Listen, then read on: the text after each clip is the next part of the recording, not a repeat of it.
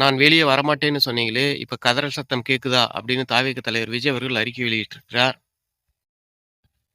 அதிமுக வாக்குகள் ஒருபோதும் விஜய் பக்கம் போகாது. விஜய் அதிமுக வாக்குகளை பெற நினைத்தால் அது ஒரு காலும் நடக்காது அப்படின்னு அதிமுக அமைப்பாளர் ஜெயக்குமார் அவர்கள் பேசியிருக்கிறார்.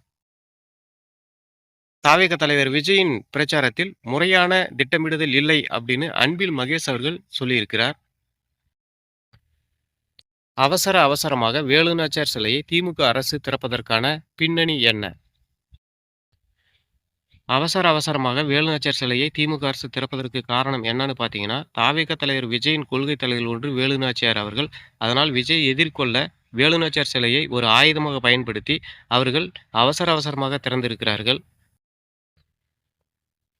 நீங்க முதலமைச்சராகி என்ன கிழிக்க போறீங்க? நேரா உங்களுக்கு சிஎம் சீட்டு தான் வேணுமா? ஏன் எம்எல்ஏ, எம்பி, கவுன்சிலர் இது மாதிரி சீட்டுக்கெல்லாம் ஆசைப்பட மாட்டீங்களா?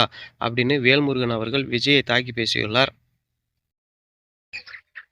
பெண்களிடம் முதலமைச்சருக்கு மிகப்பெரிய ஆதரவு இருக்கிறது அப்படின்னு அமைச்சர் மூர்த்தி அவர்கள் பேசியிருக்கிறார்.